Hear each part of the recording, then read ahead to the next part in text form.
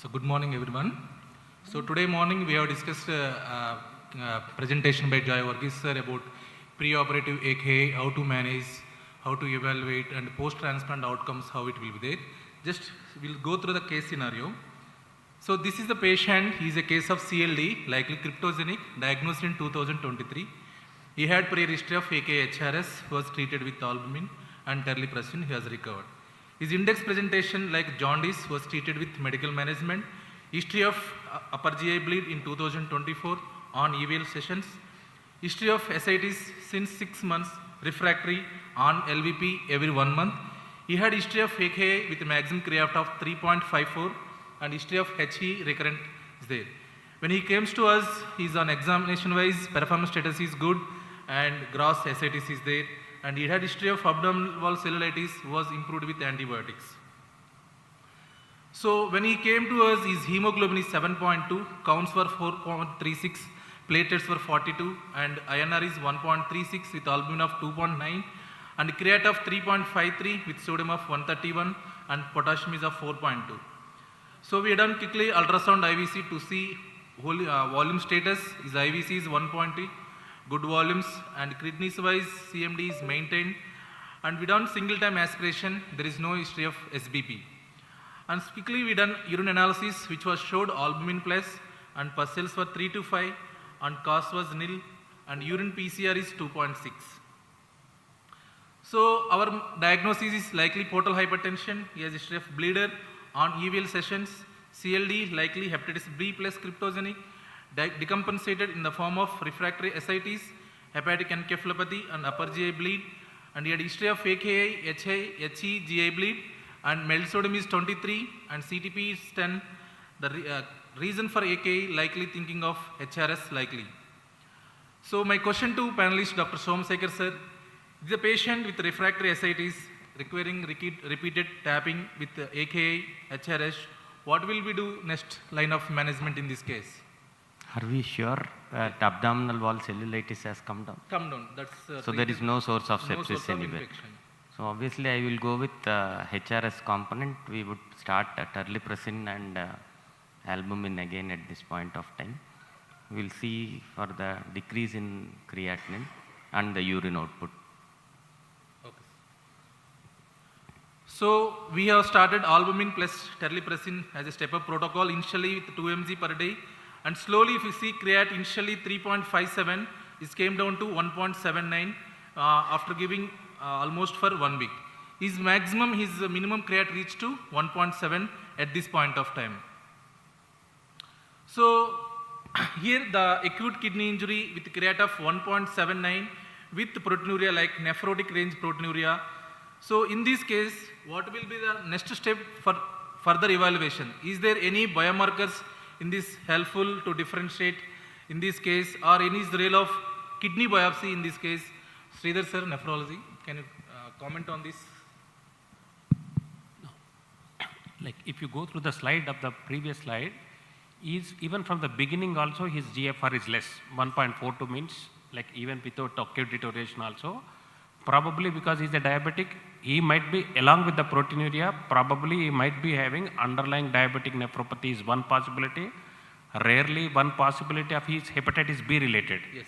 B related some glomerular involvement in the form of membranous nephropathy is one. Or chronic HRA, sometimes they have proteinuria, if persistent injury is there, that proteinuria is there. Yes. So these are the three possibilities. See, suppose if diabetic nephropathy is there and GFR of more than 30 ml per minute, like straight away you can think of after managing this planning for liver transplant.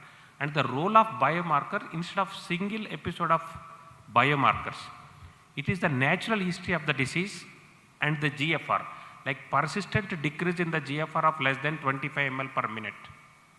For more than 6 weeks, he qualifies for the criteria of liver plus kidney. But in this patient, his GFR is more than 40 ml. Like if any method roughly you calculate, it is more than 30-40 ml. So probably underlying diabetic nephropathy is there, but GFR of more than 25 and not dialysis dependent. Probably after managing liver transplant is the only liver transplant is an option, explaining the patient family that future diabetic nephropathy may progress. he may need is one. The second, the role of biomarkers. Most of these biomarkers, see, ultimately whether to differentiate between HRS or acute tubular necrosis, we do. But per se in clinical utility, not much role, and improvement with all your conservative measures, albumin and terlipressin, which gives, and even if it is ATN, significant damage is there, all the markers are elevated. ATN is there. ATN which is not improving over a period of 6 weeks, again qualifies the criteria of going for combined liver and kidney transplant. So they tell us whether structural damage is there or not, but ultimately for making a decision, it is your natural history and GFR whether improved or not. Sir, any comment, sir, Somasekhar sir, on this? Biomarkers for to differentiate HRS AKA and non-HRS AKA. Yeah, we have few biomarkers which are available, but practically I don't think we can do for every patient. But definitely when we want to tell the patient about the prognosis and post-transplant only we are doing a liver transplant and we need to explain them the risk of progressing to CKD, we can do some biomarkers initially, like we have something called NGAL, we have urinary IL-18. These things with an upper limit, if they are crossing that, and to give the prognostication, definitely yes, urinary biomarkers definitely helps, is what I feel. So usually in HRS AKA, the chronicity, this natural history, so they might go into HRS AKA, HRS AKD and HRS CKD. These are all natural history. Initially, previous Dr. Joyce has showed, initially they will have the functional kidney is normal. The progress, when slowly the progresses, they may have some underlying structural changes in these patients with HRS AKI. So in this case, should he proceed liver transplant alone or thinking of any simultaneous liver kidney transplant? Dr. Ravichandran sir. Yeah, so as Dr. Sridhar already explained, this is a tricky case where, I mean, at the moment he doesn't fit into the criteria of SLK, if you go by the criteria. So you have to go for LT alone. So, but my worries are still there, like baseline creatinine is a bit high and he has got nephrotic syndrome. So we have to explain to the patient and the family that he may end up with renal issues later on and may need it may recover or may not recover completely and may need a kidney transplant at a later stage. So next question to you, sir. Induction immunosuppression in this patient, is it standard versus do you think of IL-2 inhibitors at induction? We do use IL-2 inhibitors in these cases. We have been regularly using it, although there are some centers where there is some apprehension, but we are using and we are having a fairly good result also.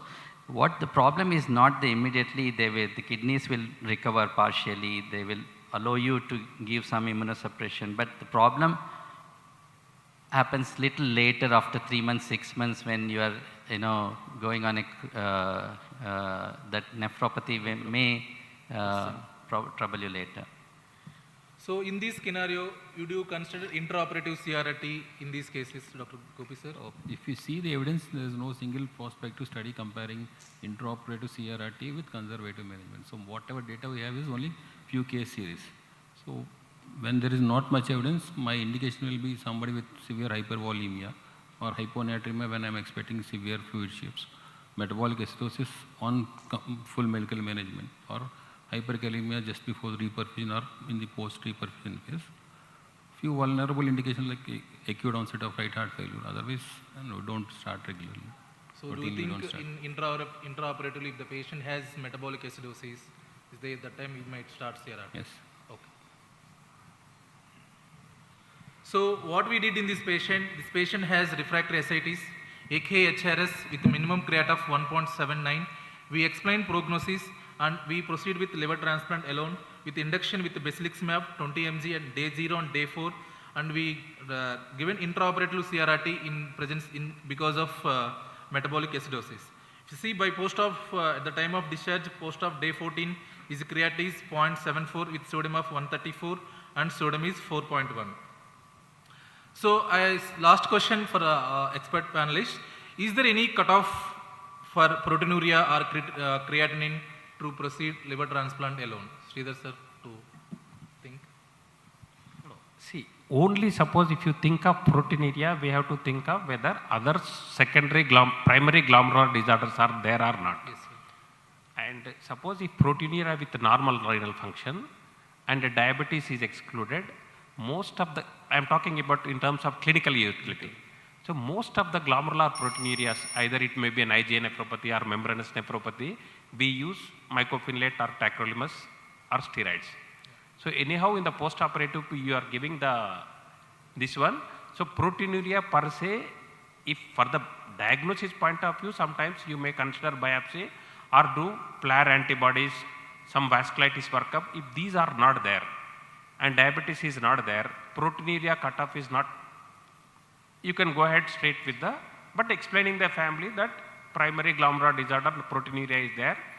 Like afterwards, if it is not responding, he may need biopsy in the future, because instead of doing for proteinuria biopsy now with CLD decompensation with coagulation abnormalities, management it is not going to change. Unless you suspect some. So only proteinuria taking for transplant alone and monitoring the proteinuria in the post-operative period that is better option. And cut-off creatinine, definitely it is not the creatinine, it's the GFR. Persistent decrease in the GFR. See, normal isolated kidney transplant, when we consider for kidney transplantation, GFR of less than 15 ml per minute over a period of 3 months, like ESRD, we'll consider. Whereas liver disease with CKD, because up to 20 within less than 30 ml also we should consider for simultaneous, because these are the patients, they require prolonged RRT therapy if their GFR is 20-25. Post-operatively they require prolonged renal replacement therapy and prolonged CRRT, infection risk are more. So in them, if it is less than 25 ml, you can consider for both combined liver and kidney. Ravichandran sir, what is your comments on this? I agree in what Dr. Sridhar said. There is no, number cutoff as such for proteinuria or creatinine. Okay. It's the trend we see, the treatment response, and also whether this patient really needs a SLKT or not. So I don't think there is a number where you can put in and say this is the cutoff where I will do SLKT or LT alone. Somsekhar sir, you are same. Okay. So this is the case scenario in patients with AKI, HRS, who's very progressive, going maybe towards AKD or towards CKD. There is no cutoff for proteinuria. The patients, we need to explain the risk, benefits and progressive RRT, then we should think about liver transplant. But always to discuss with the family members, backup you might require renal transplant, even post liver transplant also. Thank you. Thank you, sir. Thank you, panelists. We close this session. Now we have tea break for 10 minutes.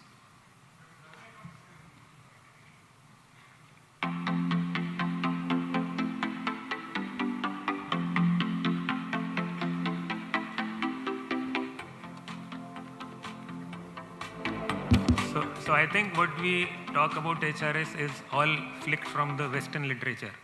Which one of us wants to put a urinary catheter to measure 0.5 ml per kg? So all of that is nonsense. We should just stay away from that, Whatever the Western world does not, as you know now, the fountainhead of all donkeys is the White House. So we should get even more careful. Yes. Now HRS is not a syndrome defined by creatinine. It's a syndrome which is defined by hemodynamics. It is also not defined by the IVC diameter. Again, some studies have happened in some from our part of the world, unfortunately, which are talking about the IVC diameter. It's completely flawed. In your patient, important question is he oliguric, non-oliguric? Is his renal function getting better, not getting better? If his renal function is getting better, and you've seen this patient for a short duration of time, regardless of what the proteinuria is, you only talk to them of a liver transplant alone. SLKT is a huge thing. We talk about it loosely. It's not to be trivialized. Important thing in the post-operative period is, because what you saw was the honeymoon period, this patient will have problems with the kidney later on. So you should check the proteinuria after the transplant also. So again, this is a commonly made mistake, that when you have got an acute kidney injury, you start looking at the UPCR. It's a good idea to know that UPCR, but it's a better idea to know what is happening when your renal function is also getting better. So never ever base your decision on labeling somebody as an HRS just based on the creatinine value. Of course, there is an increase in the creatinine from 1.42 to 3 point whatever value, but I can again tell you, if you go back to the charts, those charts will tell you a different number. You cannot have a sodium of 134 or 137, which you projected, with the creatinine having gone up from 1.4 to 3.4. It's impossible. So HRS is a completely different syndrome. It's defined by hemodynamics. It's defined by the cardiac function. It's not defined by the creatinine value.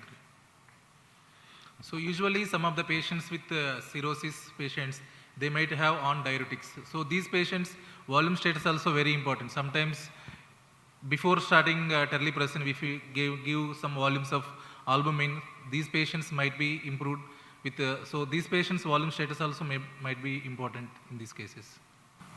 We have done a study on the prior to liver transplant. We took the renal parameter and we assessed what about the post liver transplant, renal dysfunction, as well as the overall patient outcome. So the study we did for last 5 years, we are now the full papers write-up is going on. Whenever the patient, we are going to take a non-oliguric above the normal range, the creatinine, the post-liver transplant, overall that morbidity was high, and compared with the normal renal function, that this morbidity also statistically high, and over the last 5 years, I mean, if you are going to data, it's going to be more of CKD. So what our observation is the renal parameters on the day of liver transplant, if it is above the normal range, overall the patient's outcome is poorer than the normal renal dysfunction, normal function.